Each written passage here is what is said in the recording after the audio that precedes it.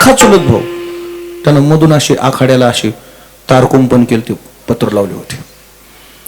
ह्यानं मोगरी उचलली ना असा गाईला त्या मोगरीला मारायला लागला. ब्या करून गाय ओरडायला त्याला वाटलं आता गाय वाचत नाही. त्यानं त्या कंपाऊंडवरून उडी हाणली. कोण? सख्या चुलत भावानं गेला आणि ती मोगरी धरली. मारतो का नाही, मारतो का काय रे म्हणला गायला. देवाचा जीव आहे रे. काय शब्द वापरलाय त्यानं? म्हणजे आता त्या चुलत भावाचं बोलणं नसून त्यानं उडी मारून मोगरी धरली. काय वाचवायची त्याला? गाय वाचवायली. गाय वाचवायची, पण त्याची नजर त्या गायीकडे बघणार गाय नव्हती. काय होती? म्हणजे आपल्या सुद्धा नजरेला गाय नसून आपल्या नजरेला काय दिसतंय? हे एक उदाहरण.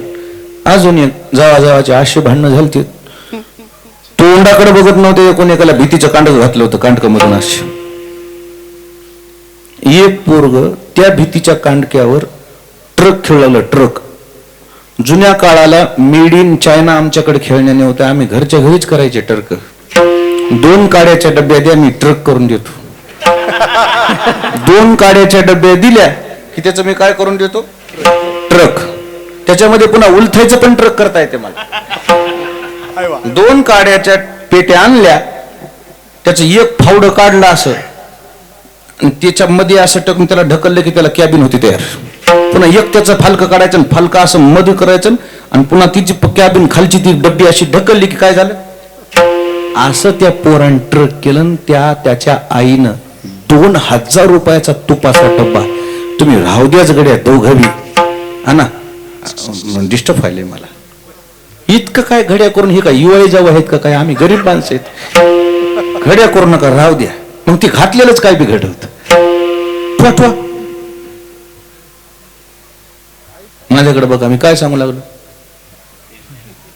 हा, मग ते तुमचं कीर्तन वाया गेलं का नाही बघा बरं. नाही नाही नाही नाही, नादातच नाही यायचं. त्या शांत कीर्तन ऐकलं पाहिजे. हे उपचार हे नंतर करता येतील आपले. 2000 रुपयाचा तुपाचा डबा कुठं ठेवला होता? भीतीच्या हे जे ट्रक निघालं ना त्या मार्गे भिताडाव गेले ट्रक, आणि ट्रकाचा अपघात झाला. किती हजाराच्या डब्याला? 2000चं तूप सांडलं. याला वाटलं पाणी आहे आणि त्या पाण्यात खेळवले. अले पाणीले, काय म्हणाले? पाणीले. पाणी आहे का ते? काय? माय गंगेला धुन टोपलं घेऊन आलेली. हे कशात उड्या हाणायले? 2000 रुपयाचं तूप सांडल्यावर खरंच सांगा आईला कसं वाटतंय? कसं वाटतंय? असं वाटते का तिला जावं, शाल, श्रीफळ, नारळ द्यावं, उपकार झाला तुम्ही डब्बा सँडविला, धन्यवाद, असं म्हणते का ती? असा राग आला. आबा बाबा बाबा, हातपाय बांधले त्याचे. कोणाचे? त्या लेकराचे. आणि वल्ली पराठी आणली. वल्ली पराठी लयच लागते. आणि त्या पराठीने ज्यावेळेस लेकराला मारायला सुरुवात केली, जाऊ 6 महिने बोलत नव्हती. काय घातलं होतं मधून? भीतीचं कांडक. लेकरू, आई आता मी वाचत नाही, आई मला माफ कर ग, मी पुन्हा करत नाही, असं म्हणून किती दयावया करायली. पण ही काय करायली? मेला धरा म्हणली. तो असा बी जगून काही उपयोग नाही.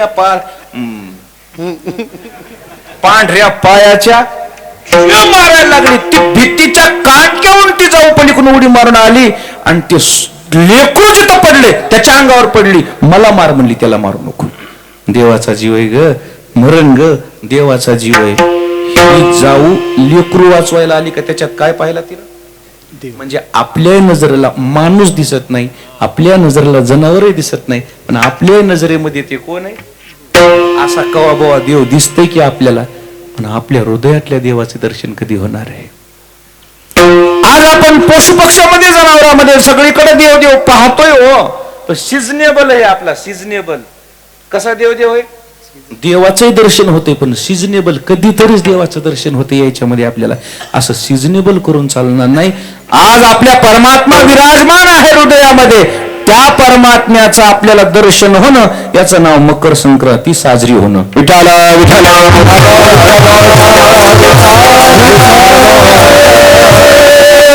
अजून तुमच्या दृष्टांत लक्षात येण्याकरता अजून एक तुम्हाला प्रसंग सांगतो. रामायणाचं युद्ध संपलं.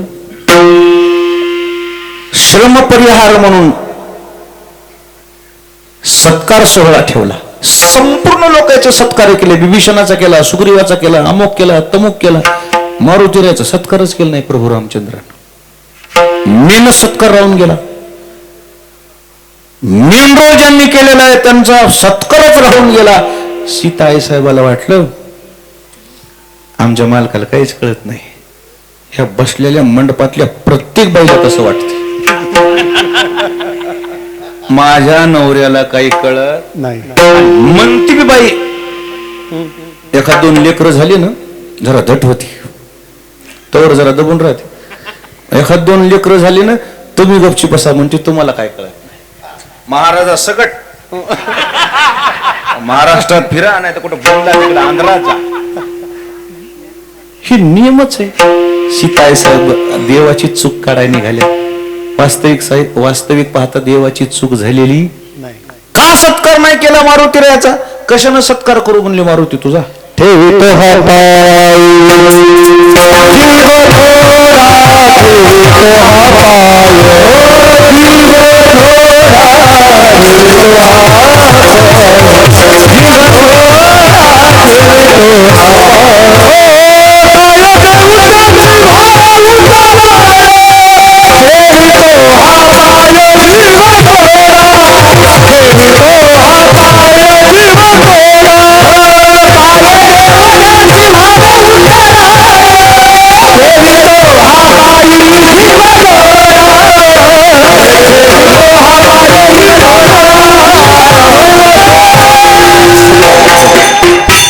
काय द्यावे त्याशी व्हावे उतराई, ठेवितो हा पायी जीव थोडा.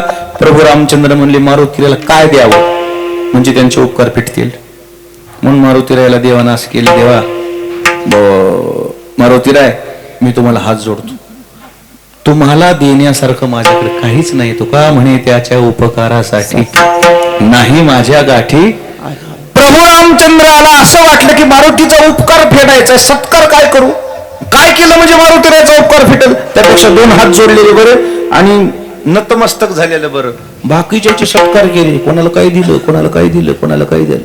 सीताई साहेबाला वाटलं माझा नवरा किती भोळा आहे ग, माझ्यानं खरं काम केलं आणि त्याचा सत्कार राहिला.